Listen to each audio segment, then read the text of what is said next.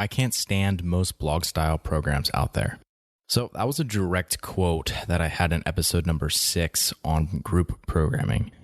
And in that episode, I explained exactly why that was the case. Basically, there's this top-down approach where these blog-style programs are programming for only the very top athletes. So they're games athletes that are doing the program. That's who the program's written for.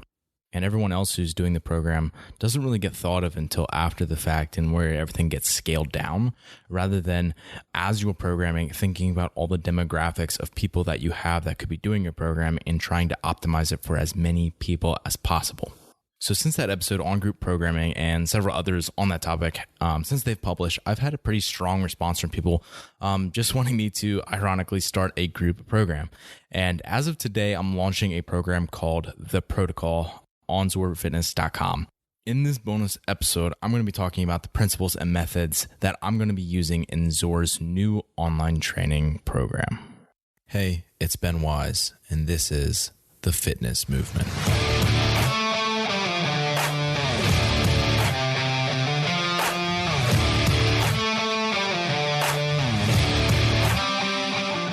The Fitness Movement is brought to you by Zor Fitness. Zor Fitness is my company and my platform to deliver incredible training-related content to people just like you.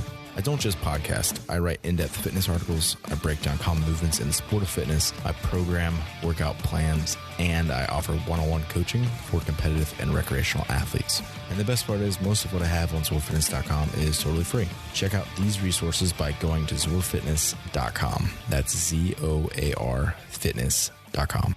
Hope to see you there. And welcome back to my rant on group programming for CrossFit athletes.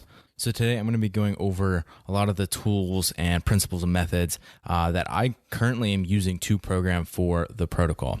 So the first thing I want people to know is that I'm going to be taking as much ownership of the people doing this program as possible. Starting out, again, I don't have a huge following, so there's not going to be just a massive amount of people doing the program, which again, a lot of the online training programs do, which can be potentially a benefit to them, but it can also kind of be where you get lost in the crowd. So the goal is for me to have a lot of hands-on work with these people. So the first question I get asked is like, who's this program for? This program is for people who want to train for the sport of fitness. So that could include people who are aspiring to be high-level athletes where they want to go to a sanctionals or possibly try to qualify for the games. But it can also just be people who want to train in a functional way. And if they also want to, maybe enter in a local comp or do the open or do a local triathlon or 5K or something, like all of that stuff, that they can be ready to jump into that. Yeah, just as their life kind of dictates. So that's who the program's for. So let's talk about like the principles that I'm actually using as I'm thinking about programming for this. One of the things that's most important to me is that I'm creating some amount of individualization within this program. So rather than just rolling out a standard or a rigid program, that I'm finding ways to incorporate individualization for the people doing it. And again, this is one of the things I had mentioned in episode number 6, where a really simple way to individualize things, which almost all programs do, is things like percentages. But taking that and really expanding upon how can you incorporate that for different modalities, so like gymnastics versus cyclical, not just weightlifting, and also doing that for metcons and also doing that for skill work, and like finding ways where if people don't have certain skills or they're trying to learn certain skills, how can we mesh all these things together? And this is one of the reasons why I actually haven't done this group programming up to this point, is because I know that that's extremely challenging. And yes, I was really hard on a lot of the other programs out there, but at the same time, I do think it's a good time for me to jump into this. So the way that I'm doing this individualization is through silos.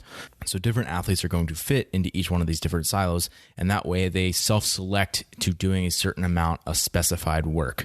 So let's go through some examples of some siloed work. So if we start with gymnastics, for example, if we have a group of people who can do muscle ups, I might have them do an EMOM where maybe it's say 35 to 45% of their, let's just say it's bar muscle up rep max every minute on the minute.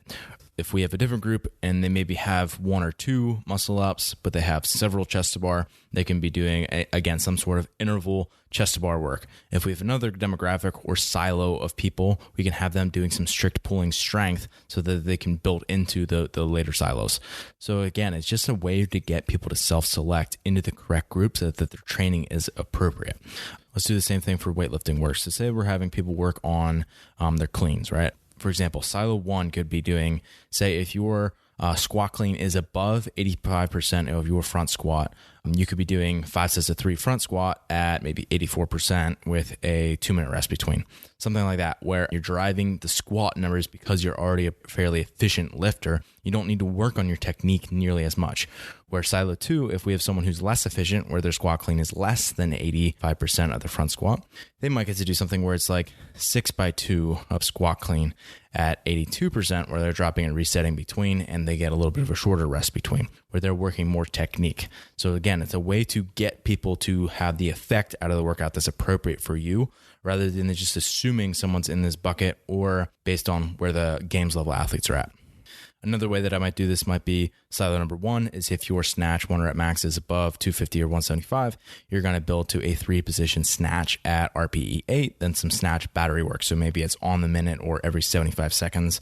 You're going to hit a relatively heavy rep. Silo 2 might be if your snatch 1RM is between 200 and 250 pounds for a male or 140 to 175 for a female. Then you're going to be doing a complex of hang snatch plus snatch at RPE 8. And then you're going to repeat it 2 more times for 3 total working sets.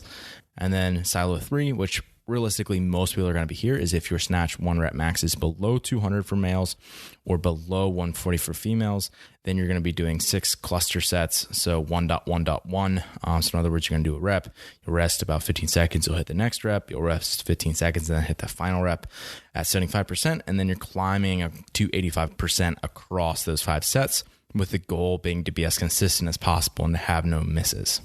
So again, everyone's going to be working the same sort of qualities or maybe same movements or same intentions of different workouts.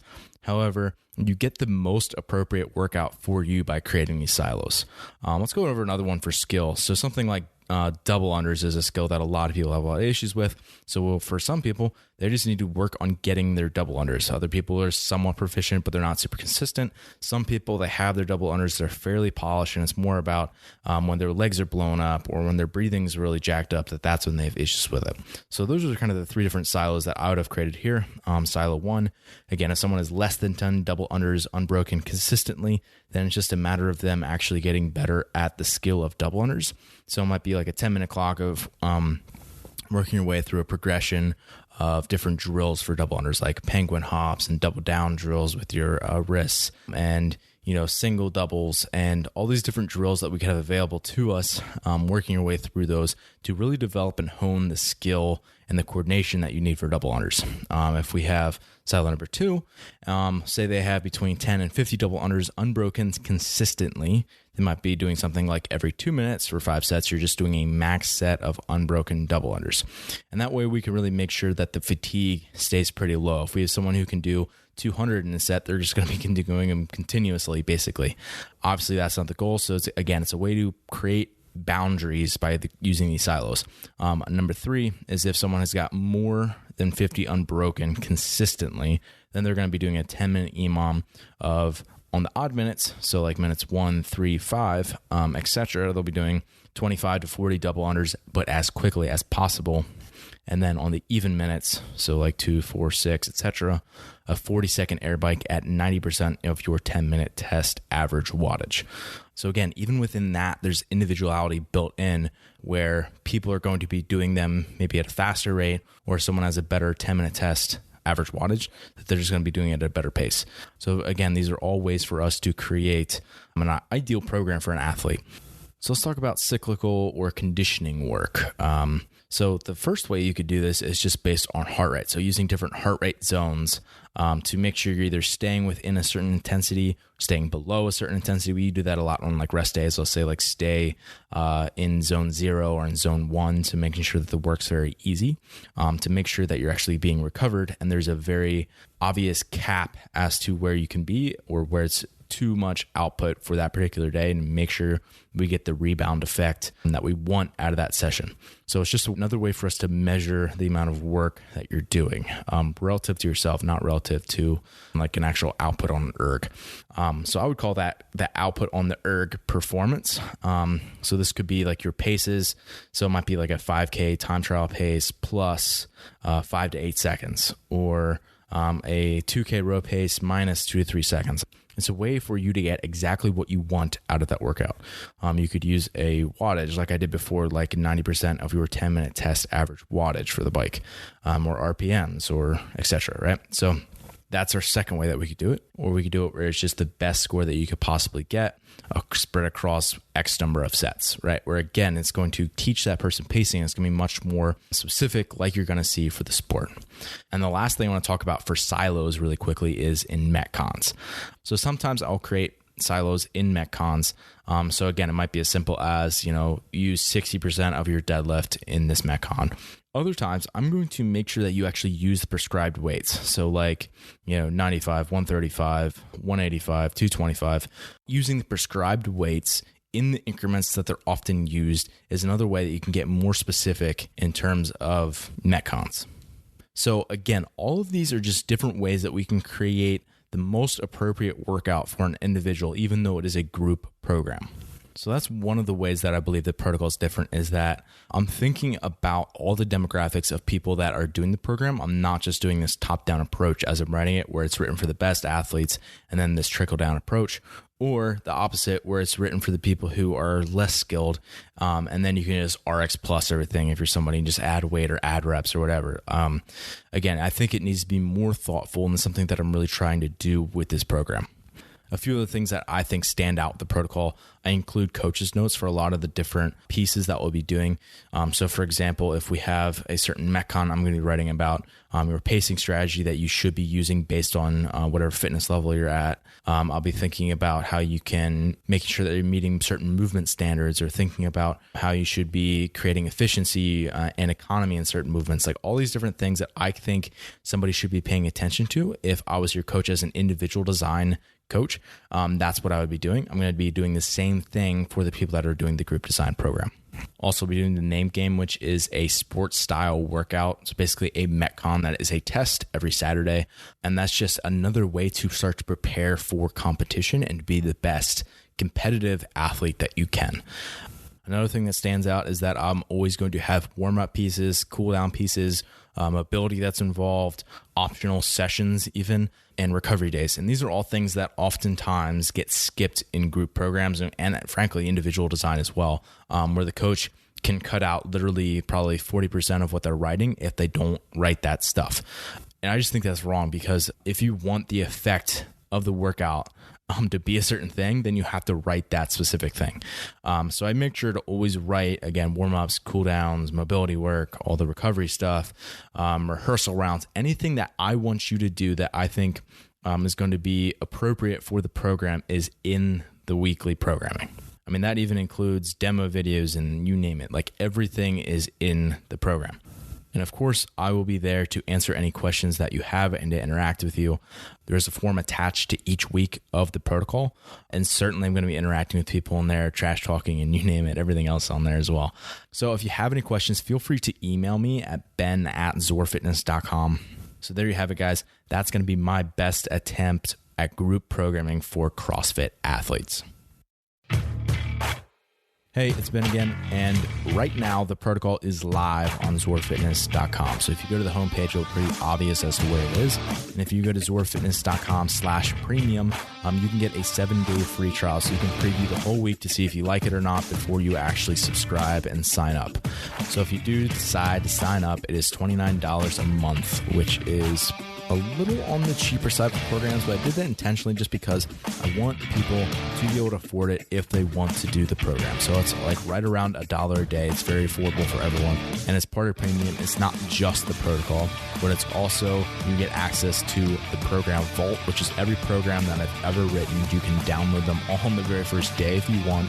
It's not available during the trial just because I don't want everyone to download it and then not actually pay for anything and just leave right away.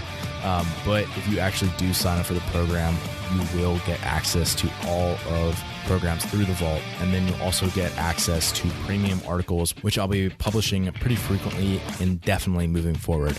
So yes, you will still get access to some articles if you choose not to subscribe to premium, but there's also going to be premium articles that are definitely in-depth and more nuanced, and really some stats and analytics that I've done on the sport that I don't want going out to the general public, that I want for myself and the athletes that I coach.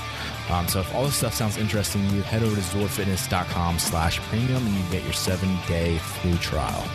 Thanks for listening, and as always, stay the course.